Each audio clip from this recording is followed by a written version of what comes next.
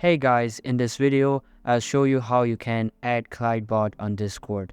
So make sure to watch this video till the end and let's get started. First of all, open the Discord app on your laptop or PC and make sure it is updated to the latest version available. Now open any one of your servers and send this link in the chat box. Then click on View Template button, set a name and click on Create.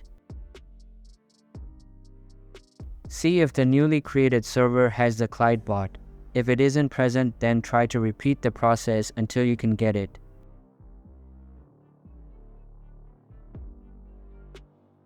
After several tries, you will be able to get the Clyde bot.